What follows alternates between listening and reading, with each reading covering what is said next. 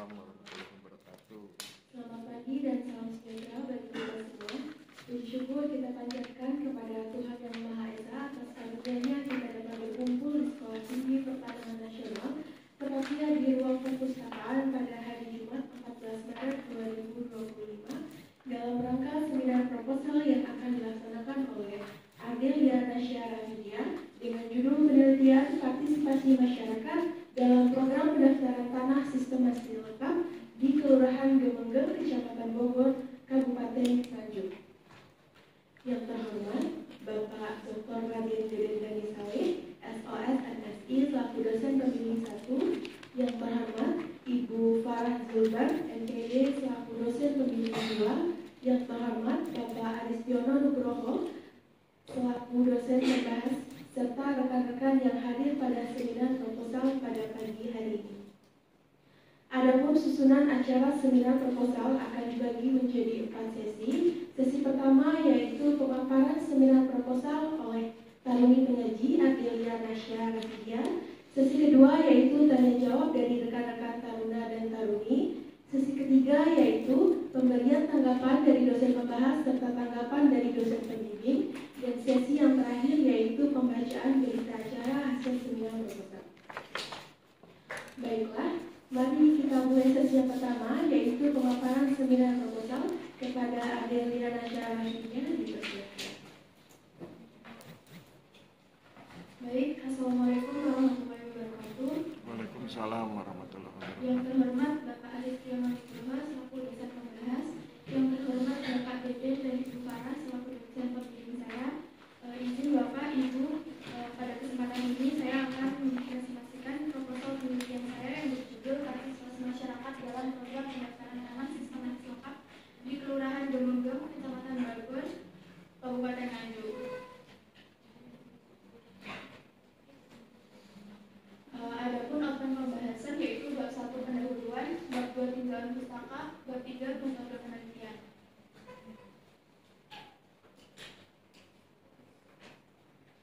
Kepemilikan tanah yang sah merupakan aspek krusial di kehidupan masyarakat, baik sebagai tempat tinggal maupun aset ekonomi. Tanah yang terdaftar secara resmi memberikan kepastian hukum bagi pemiliknya, sehingga dapat mencegah terjadinya sengketa serta mendukung pembangunan dan investasi. Di Indonesia, banyak tanah yang belum memiliki sertifikat resmi yang dapat menghambat pertumbuhan ekonomi. Oleh karena itu, penting bagi masyarakat untuk segera mendaftarkan tanah mereka agar mendapatkan perlindungan hukum yang jelas serta mendukung pembangunan nasional yang lebih terstruktur. Regulasi yang mendukung mengenai pendaftaran tanah diatur dalam berbagai peraturan perundang-undangan, yaitu yang pertama UU 65 tahun 1960 tentang pokok-pokok dasar agraria yang menjadi dasar hukum utama dalam mengatur kepemilikan tanah. Yang kedua yaitu ada PP nomor 24 tahun 1997 yang bertujuan untuk memberikan kepastian hukum atas tanah kepada masyarakat, dan Permen ATR BPN nomor 6 tahun 2018 mengatur lebih lanjut mengenai mekanisme pendaftaran tanah sistematis lengkap termasuk keterlibatan masyarakat di dalamnya. Program PTSL bertujuan memberikan kepastian hukum atas kepemilikan tanah, menyelesaikan sengketa, serta meningkatkan kesejahteraan dan investasi. Program ini dijalankan oleh Kementerian ATR BPN dengan target seluruh bidang tanah di Indonesia dapat terdaftar. Keberhasilan PTSL tidak hanya diukur dari jumlah sertifikat yang diterbitkan, tapi juga kualitas datanya. Partisipasi masyarakat berperan penting dalam PTSL, mulai dari pengumpulan data hingga verifikasi tanah sesuai dengan Peraturan Menteri Agraria dan Tata Ruang nomor 6 tahun 2018. Masyarakat dapat terlibat langsung dengan bantuan petugas pengumpul data pertanahan. Keterlibatan aktif ini agar mempercepat proses sertifikasi dan mengurangi hambatan administratif. Di Kelurahan Gemenggeng dipilih sebagai lokasi penelitian karena menunjukkan pencapaian tinggi dalam PTSL tahun 2024 dengan target 590 bidang tanah yang tersertifikasi. Tim pelaksana juga dinilai responsif dalam membantu warga menyelesaikan kendala administratif yang mencerminkan koordinasi yang baik antara masyarakat dan pemerintah sehingga dapat mempercepat legalisasi tanah.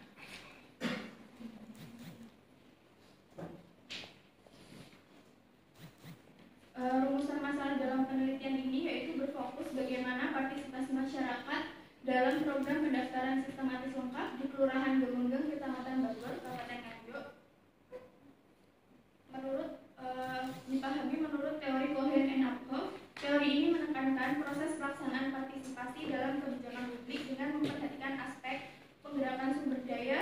pendanaan, kegiatan administrasi, koordinasi, serta penjabaran program.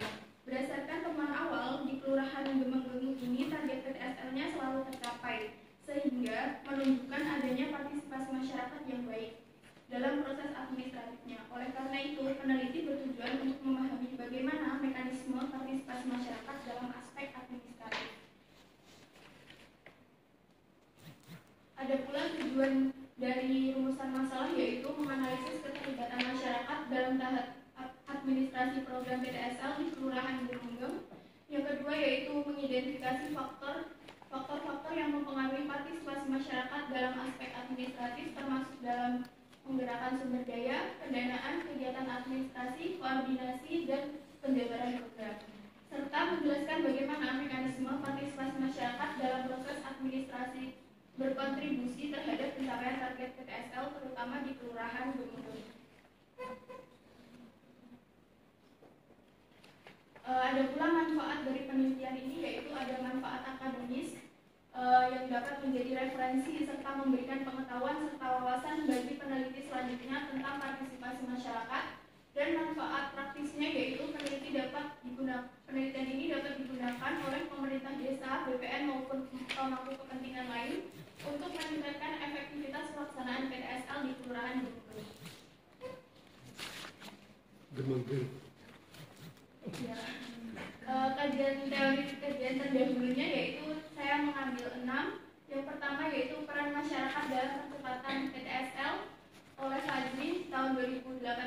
Yang kedua yaitu ada strategi percepatan PTSL oleh Yunika Senja pada tahun 2018. Yang ketiga ada the level of community participation in land registration activity in Indonesia oleh Kusmiarto DKK tahun 2020.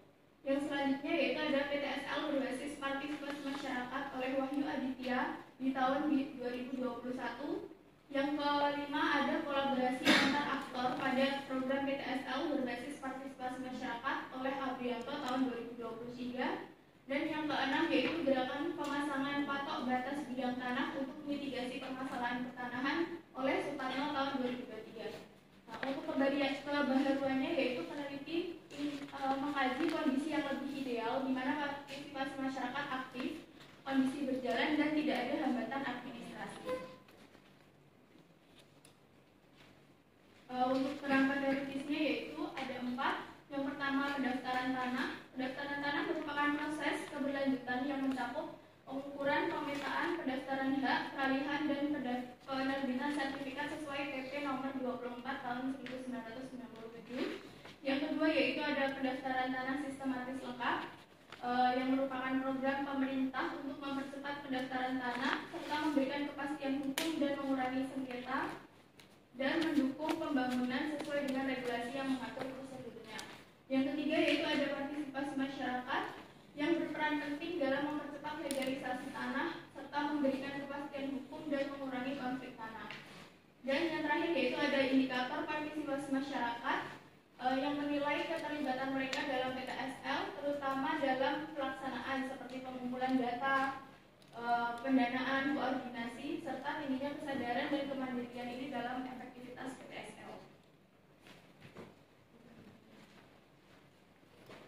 Nah, ini untuk kerangka pemikiran, yaitu pada PP nomor 24 tahun 1997 membagi pendaftaran tanah menjadi sporadik dan sistematik. Dengan pendaftaran tanah sistematis lengkap sebagai bagian dari pendaftaran sistematik. Penelitian ini mengkaji tahapan pengumpulan data fisik dan yuridis yang melibatkan kantor pertanahan dan partisipasi masyarakat. Berdasarkan teori Cohen and Akdorf, partisipasi masyarakat dalam pelaksanaannya yaitu ada sumber daya manusia, pendanaan, administrasi, koordinasi, dan penjabaran. Dan untuk melihat posisi masyarakatnya itu menggunakan teori Einstein, yaitu delegated power, di mana masyarakat itu memiliki peran yang lebih besar dibandingkan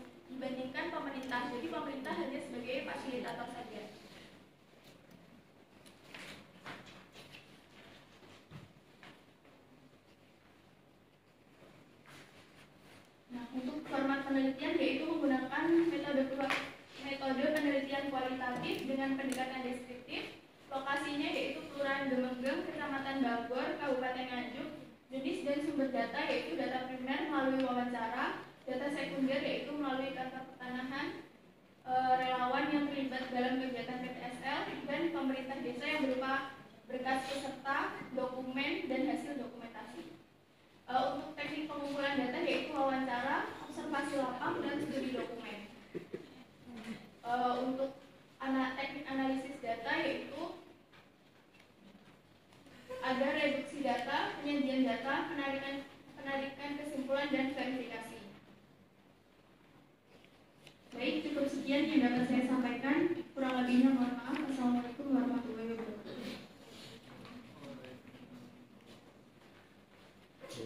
Baik, demikian pemaparan seminar proposal dari Taruni Penyaji Adelia Rasya. Sesi selanjutnya yaitu dipersilahkan kepada rekan-rekan yang ingin bertanya atau memberi masukan kepada Taruni Penyaji, dipersilahkan.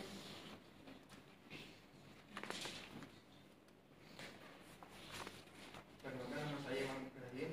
Bertanya kepada calon peneliti, apa alasan calon peneliti menggunakan metode kualitatif dengan pendekatan deskriptif dan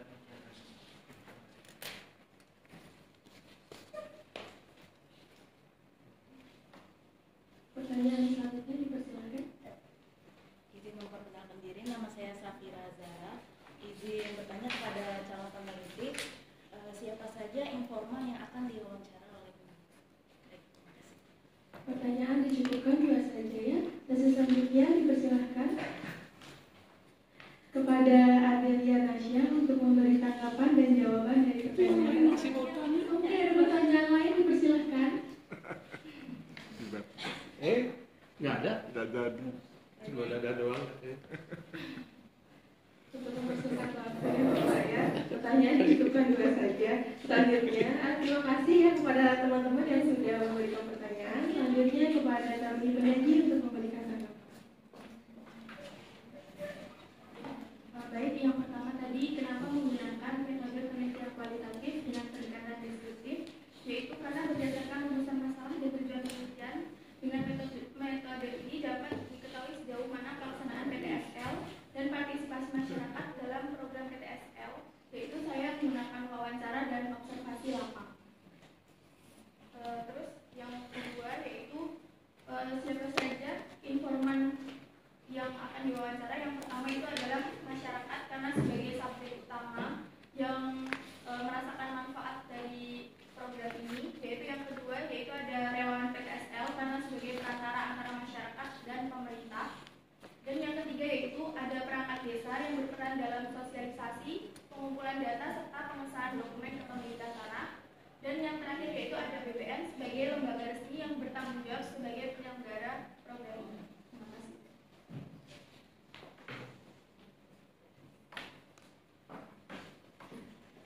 Berikutnya kami persilahkan kepada dosen pembahasan untuk memberikan tanggapan atas pemaparan seminar proposal yang telah dipaparkan oleh Adelia Rasya. Yang pertama kami persilahkan kepada Bapak Rizky Nugroho. Bapak kami persilahkan. Ya.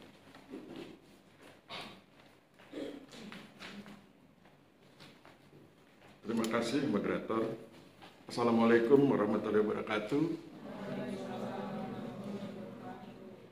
Sepertinya sedih ya. Salam sejahtera buat kita semua. Terima kasih. Selamat siang. Coba lihat slide terakhir. Yang terima kasih itu. Coba lihat.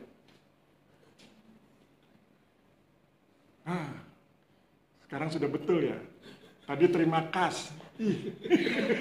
Saya pikir wah ini apa? Dia hanya terima cash, tidak terima kredit gitu ya. Oke, sudah diperbaiki. Ada yang sadar tadi. Oke. Tadi sebelum masuk ruangan saya ngobrol dengan Ibu Farah. Ibu Farah tanya, Pak Aris, kenapa sekarang mahasiswa kebanyakan pakai metode penelitian kualitatif? Terus saya bilang mungkin dosennya promosinya gencar ya, dosen metode kualitatifnya. Kemudian Bu Farah tanya siapa dosennya? Saya. Jadi itu keberhasilan promosi. Tetapi saya senang tadi ketika mahasiswa bertanya, kenapa Mbak Ardelia menggunakan kualitatif? Alasannya bukan karena promosi Pak Aris ya. Alasannya adalah karena rumusan masalahnya menuntut itu. Jadi metode itu digunakan untuk menjawab rumusan masalah. Jadi Kalau memang harus kuantitatif, kuantitatif. Kuantitatif juga enak itu. Matematika itu bisa buat bercanda ya. Nanti tanya Bu Farah tekniknya itu. Baca bukunya Einstein tentang bagaimana matematika itu bisa digunakan untuk humor. Humor matematika versi Einstein ya. Ada literaturnya. Kemudian pertama saya apresiasi dulu. Jadi naskah ini, proposal ini penting untuk dilaksanakan penelitian karena memang ATR BPN butuh ini. Kenapa butuh Pak Aris? ATR BPN itu kan punya keterbatasan SDM ya.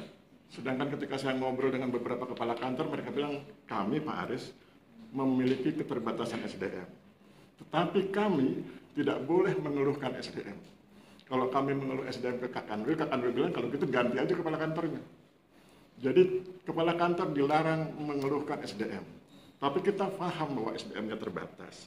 Maka solusinya apa? Solusinya adalah partisipasi masyarakat. Oleh sebab itu nanti Anda tidak kaget ketika tahun 2023 kebijakan ATR BPN adalah PTSL-PM ya. PTSL berbasis partisipasi masyarakat. Nah kemudian tadi kan Mbak Ardelia bilang di Kelurahan Gemenggeng selama ini biasa-biasa aja, partisipasinya oke. Kemudian langsung kita muncul pertanyaan, terus apa masalahnya? Kenapa harus diteliti? Nah itulah kemudian yang membedakan antara cara pandang birokrat dengan cara pandang akademisi.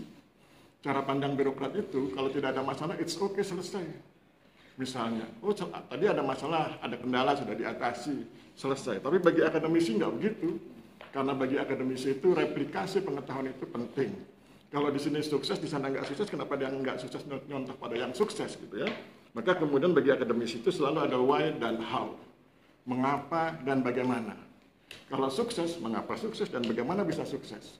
Kalau tidak sukses, mengapa tidak sukses dan bagaimana sehingga tidak sukses. Jadi why dan how itu menjadi penting. Dan itu adalah ciri kualitatif ya.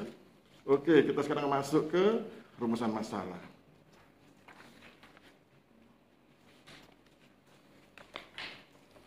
Di rumusan masalah itu agak unik, berbeda dengan beberapa proposal yang lain. Mbak Ardelia menggunakan istilah perumusan masalah. Saya ingin tunjukkan perbedaan antara masalah, perumusan masalah, dan rumusan masalah. Kalau masalah itu perbedaan antara dasen dan dasolen ya. Dasen itu senyatanya, kenyataannya di lapangan seperti apa. Dasolen itu seharusnya, oh idealitanya seperti ini. Tetapi kenyataannya seperti ini. Nah, perbedaan dasen dengan dasolen itulah masalah.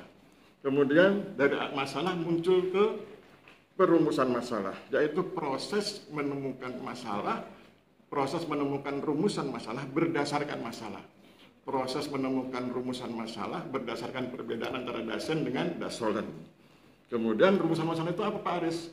Rumusan masalah itu beberapa ahli metodologi mengatakan biasanya itu identik dengan pertanyaan penelitian, tetapi makro. Karena nanti yang mikronya bisa dibuat khusus, tetapi kemudian dia dilanjutkan ke kuesioner terbuka. Jadi ada bedanya ya, masalah, perumusan masalah, dan rumusan masalah. Mbak Ardelia menggunakan perumusan masalah, sehingga kemudian Mbak Ardelia sebetulnya wajib menjelaskan bagaimana rumusan masalahnya itu ditemukan.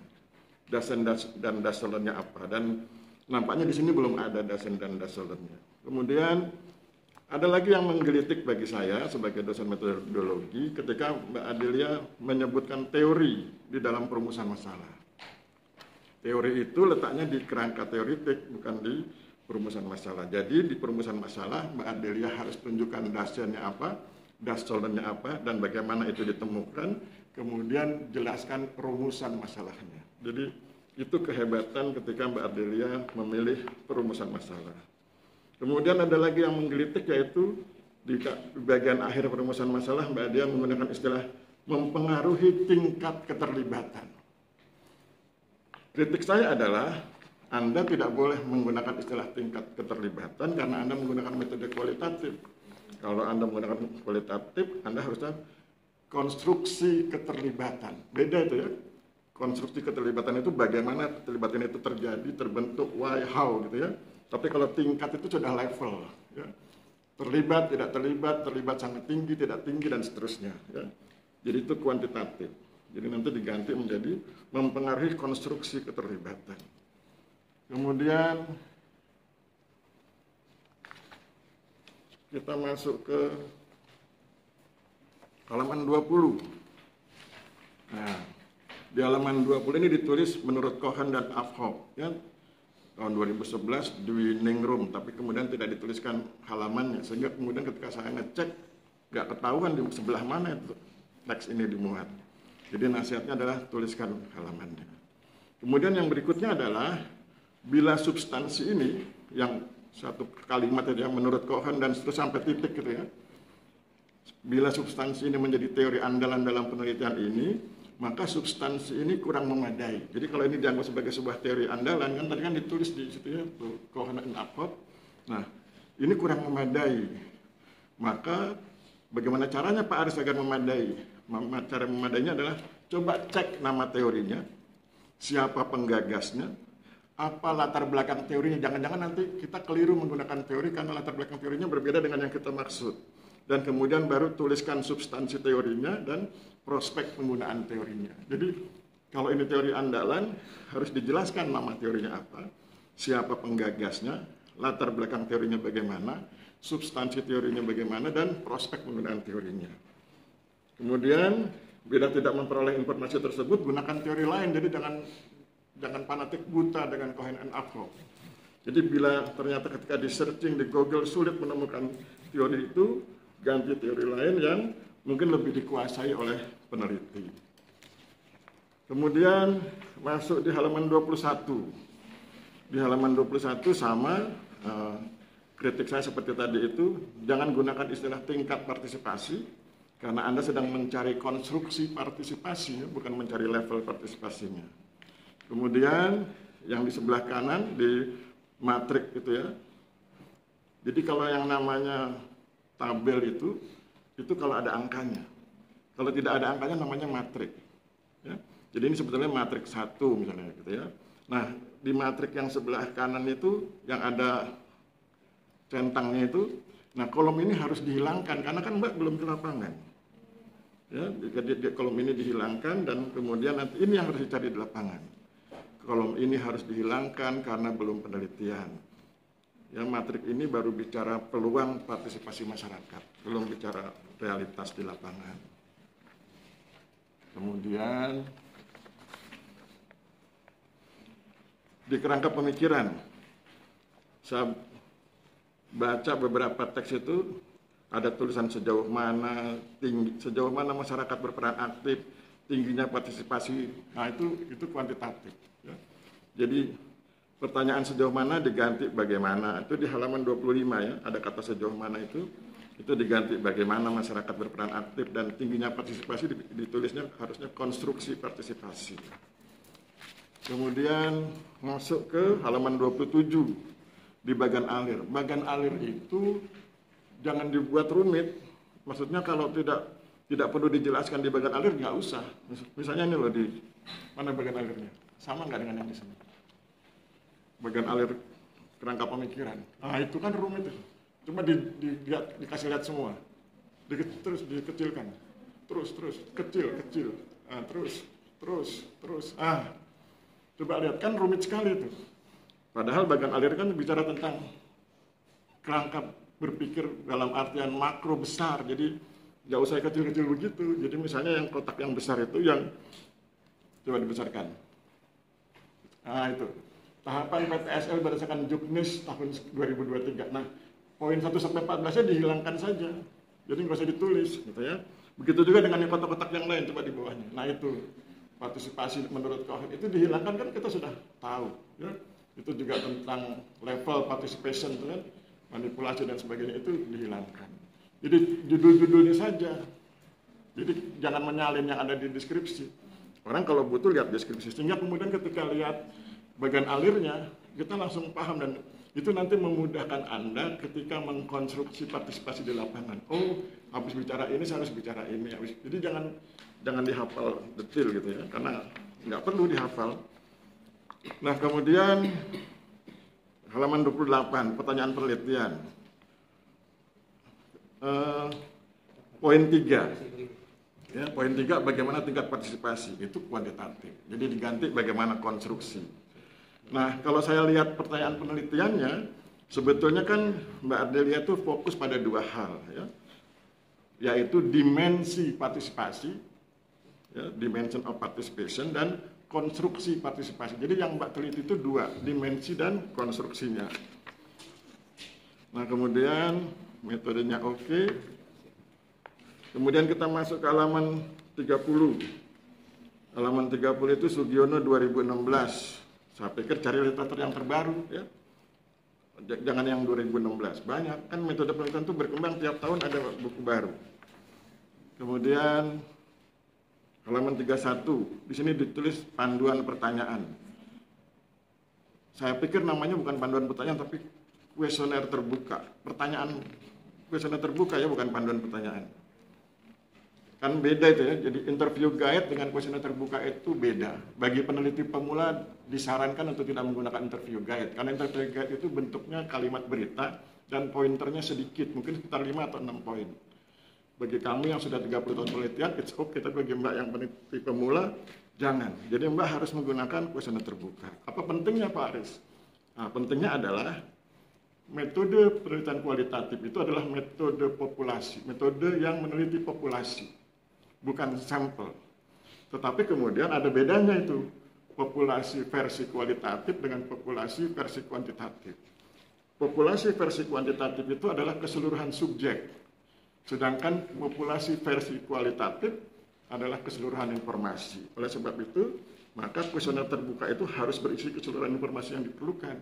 Nah, karena Mbak masih peneliti pemula, tidak boleh menggunakan interview guide, jadi harus menggunakan kuesioner terbuka dan harus dikonsultasikan dengan dosen pembimbing agar bisa diawasi informasi apa yang perlu dimasukkan atau yang sebaliknya tidak perlu dimasukkan.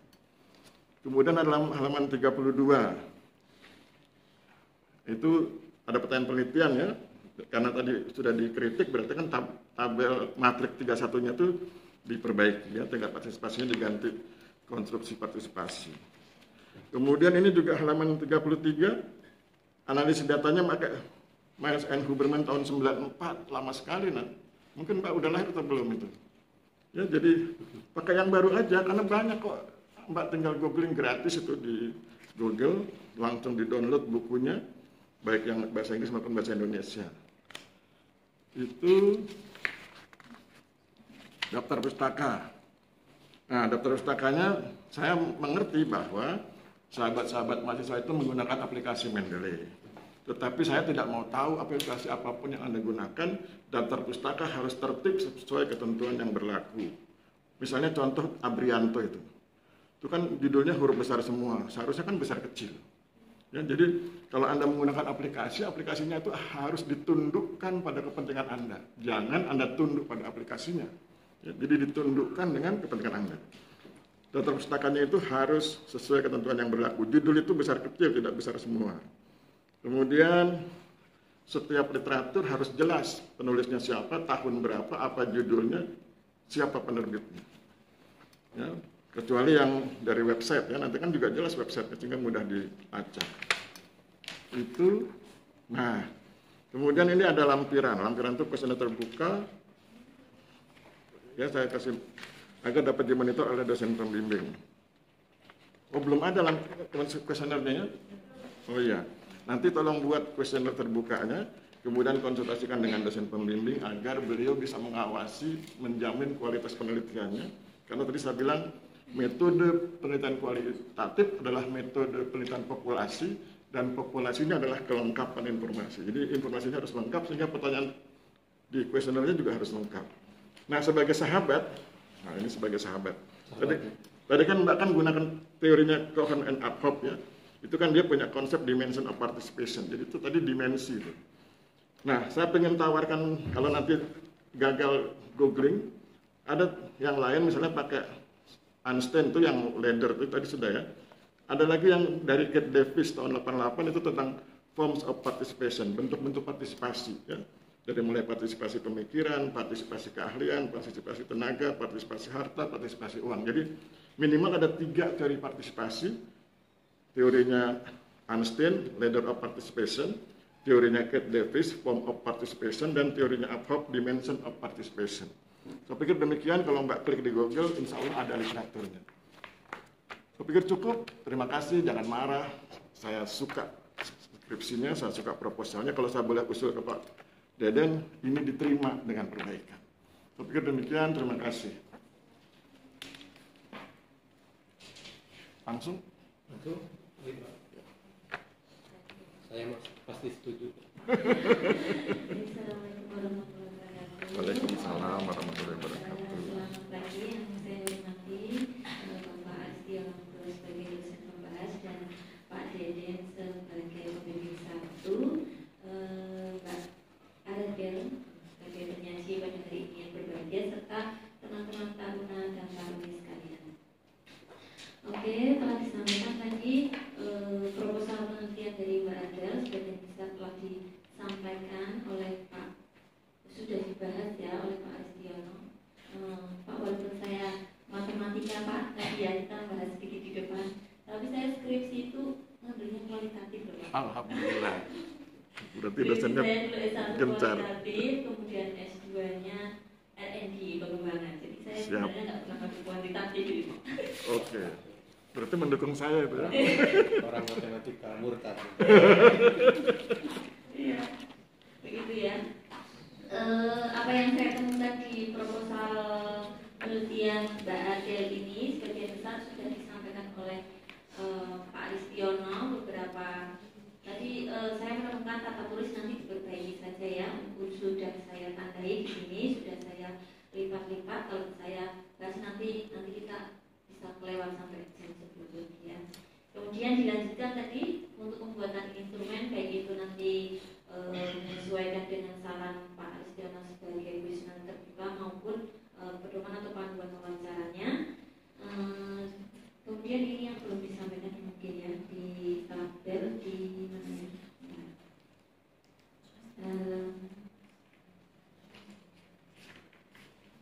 Halaman ini 32 ya. Di tabel 3.1 itu kan teknik pengumpulan data itu ada wawancara semua, padahal Mbak Adel ini kan di teknik pengumpulan datanya ada wawancara, observasi dan studi dokumen. Jadi nanti lebih di spesifik apa itu dijabarkan itu ya Mbak, yang pakai observasi yang mana atau semuanya studi dokumennya juga disampaikan yang mana gitu ya Mbak ya, untuk menjawab atau membantu dari pertanyaan penelitian yang sudah ditentukan. Kemudian untuk daftar pustaka itu tadi untuk Medley bisa ya Mbak yang di sebelah kanan itu ya, nanti diperbaiki di daftar pustakanya. Saya rasa cukup itu untuk dari saya Pak Deden. Saya akhiri. Assalamualaikum warahmatullahi wabarakatuh. Waalaikumsalam warahmatullahi. Baik, terima kasih.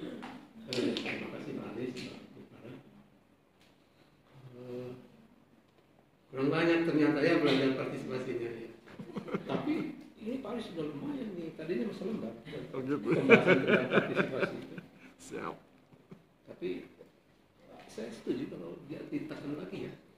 Jadi harus ada perbandingan teori partisipasi tadi tuh satu nih. Nambah ide dari Pak Aris tuh. Ya, biar marem tentang partisipasi menurut saya. Ya, tambahin ya. Saya pikir kamu bisa sih sejak awal juga dari selembar menjadi berapa lembar nih partisipasi. Oke lah. Sebagai orang baru yang belajar partisipasi, oke banget. Sekarang coba tak kerasin lagi ya, dipakaikan lagi nih. Tambahin ya. Terus tadi sedikit saya kecelek itu partisipasi nomor 3. Terus ada indikator partisipasi nomor 4. Sepertinya mungkin indikator partisipasi masyarakat itu bagian dari pembahasan partisipasi masyarakat ya, itu ya, perbaiki. Terus satu lagi mungkin cara presentasi. Kamu tadi ada penelitian terdahulu si A, si B, si C sudah. Apa isinya yang tidak dijelaskan? Jelaskan. Biar tahu tuh, oh jadi kamu barunya di sini. Terus yang lain lagi sama tuh tadi juga di bagian akhir itu tentang apa sih? Coba presentasi apa? PPT-nya kayak gimana tadi? Sama tuh kamu juga. Nah, analisis data misalkan begitu ya, wawancara besok setelah dari lapangan, reduksi data itu bukan sekedar definisinya, kamu jelaskan bagaimana sih kamu mereduksinya. Ya, besok harus bisa melakukan. Oke, itu dari saya. Kemudian yang lain kita akan akumulasikan penilaian. Cukup dari saya. Terima kasih.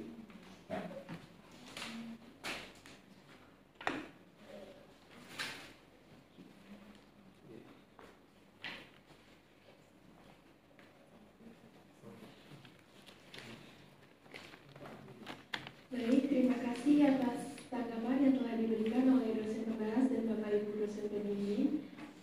Sampailah kita pada sesi terakhir, yakni pembacaan berita acara hasil seminar proposal kepada Bapak dan Ibu dosen. Waktu dan tempat dipersilakan. Diterima kan? Ya. Oh. Diterima. Jadi baik, akan saya bacakan berita acaranya. Harus dibacakan kalau dari perspektif hukum tidak sah kalau tidak dibacakan. Hari ini tanggal 14 Maret 2025 bertempat di ruang rapat perpustakaan telah dilaksanakan seminar proposal penelitian atas nama Ardelia Nasya Rafidiyah asal itu orang mana sih? Nganjuk. Bolak-balik ada teman-teman Nganjuknya banyak komplotan Nganjuk di sini. Judul partisipasi masyarakat dalam program pendaftaran lengkap di Kelurahan Lembaga Kecamatan Bogor Kabupaten Nganjuk. Hasilnya kita terima judul ini, tetapi dengan perbaikan banyak hal yang harus ditambahkan tadi ya. Terus harus diperbaiki apa tadi penampilan itu ya ke depan begitu. Terus waktu perbaikannya 2 hari 3 hari bisa 1 minggu, oke. 7 hari berarti bisa kan 2 hari 3 hari biar cepat dapat surat izin penelitian, kamu kan bisa pulang lebaran. Oh ya, terus kan libur lebarannya lumayan panjang. Nah saya pikir tadi ide Pak Aris untuk menambahkan di aspek partisipasi, mungkin teorinya tidak harus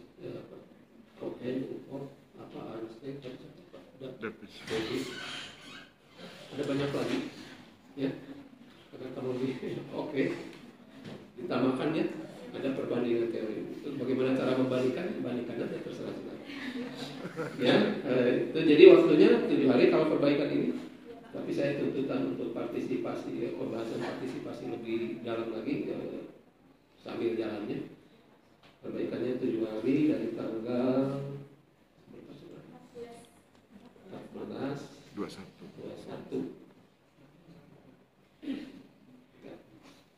Oke, begitu acara sempro untuk Ardelia hari ini. Terima kasih atas perhatian semua rekan-rekan yang hadir di sini. Assalamualaikum warahmatullahi wabarakatuh.